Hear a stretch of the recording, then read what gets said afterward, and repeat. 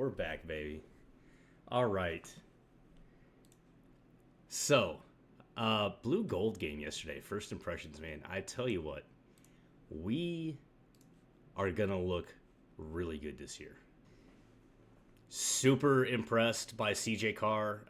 He is on the level with Steve Angeli. And Steve Angeli is the number two guy right now. CJ Carr is probably going to redshirt this season. I can't imagine that they would burn his red shirt. Um, and then unless something just awful happens, we're gonna have a good season because we've got some receivers. Uh, KK was looked amazing yesterday. KK Smith.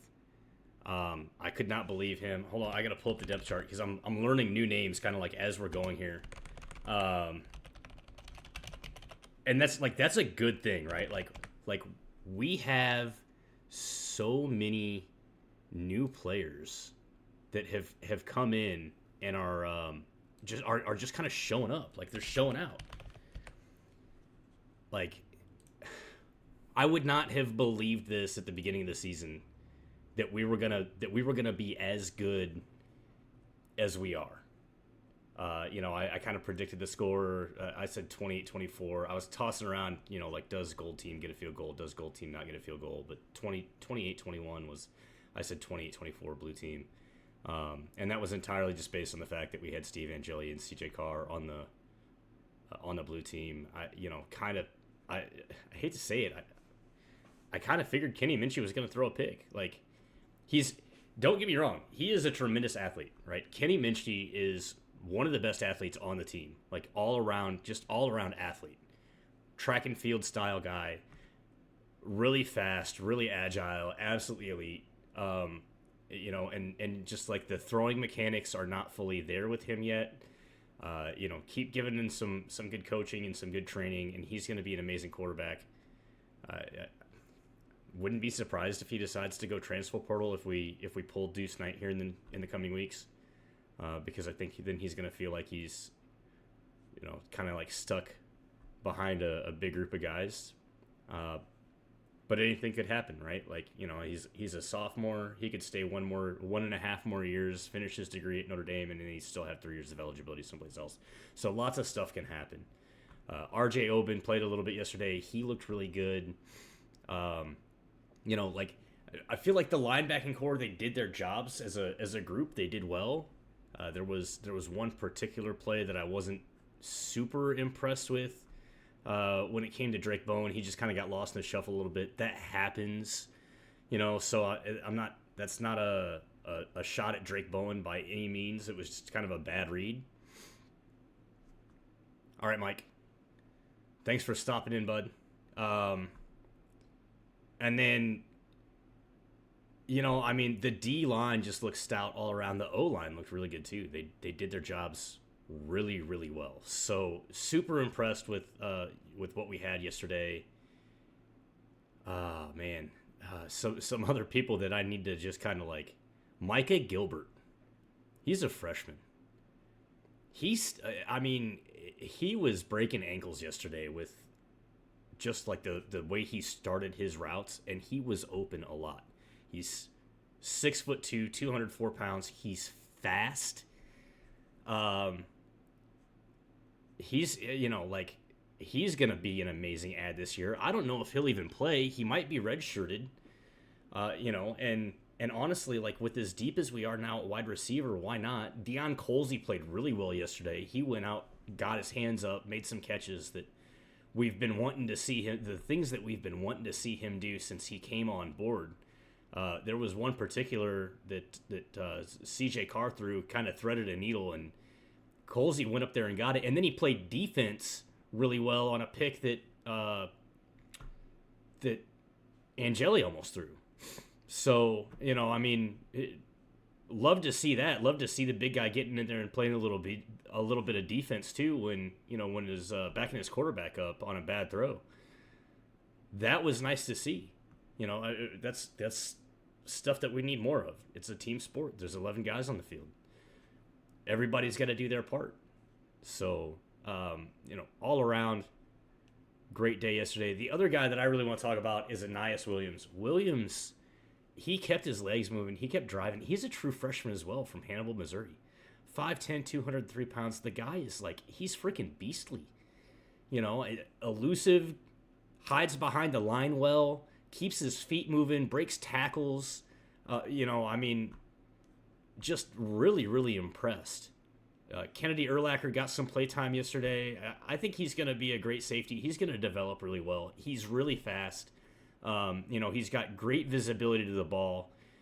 He's got a little bit to learn. Yesterday was definitely a learning experience for him in a lot of ways, kind of like, playing with guys at the next level and actually playing a game versus, a scrimmage and playing in front of an audience or playing in front of a crowd. So that was good to see from him. I think Kingston Viliamu Asa, he's going to be a great add. He, like I said, nothing stood out from the linebacking core yesterday, but nothing stood out in a bad way either, so that was a good thing. Bryce Young, seeing that young man play, oh my gosh, he's freaking huge. 6'7", 246, and he made our tackles look small. Big lanky guy. Good to see him kind of getting out there, doing some impressive things. He put some pressures on yesterday that were really good to see. No surprise that Riley Mills and Howard Cross showed up and did what they were supposed to do yesterday. They didn't play very many downs, and then like Kevin Bauman got out there. He made some good plays. Let's see. I'm missing a tight end.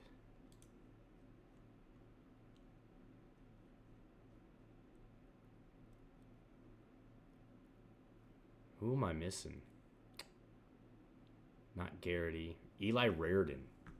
Eli Raridan got out there yesterday and did some really impressive things. And that's good to see because he's a junior. So he is right behind Mitch Evans, right? Like he's kind of the next guy up.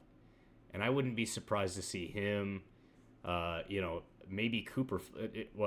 During the season, we'll see some Eli Raridan.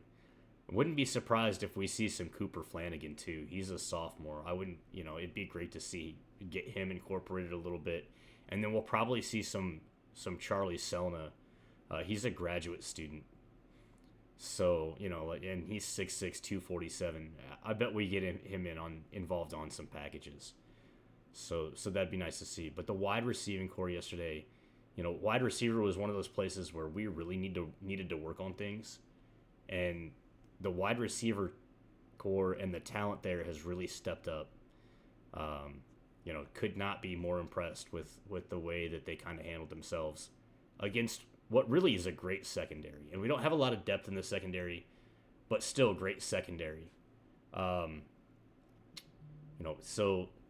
Mickey Brown played a little bit yesterday. He's a sophomore. He's 5'9". He, honestly, he looks small against our wide receiving core. No surprise. He's 5'9", 180.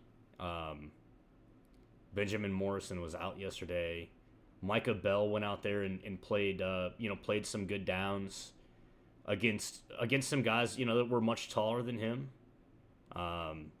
He struggled a little bit, I think, against Micah Gilbert, number 14, but that was kind of to be expected, right? Like there's a huge size difference there. They're probably trying to figure out a little bit who's going to play safety, who's going to play corner, reevaluating that a little bit here and there, because the one-on-one coverage is going to be rough against some of these taller receivers. We've got a lot of 6-foot tall corners. Christian Gray, 6 feet. Benjamin Morrison. We already know those guys are going to start. And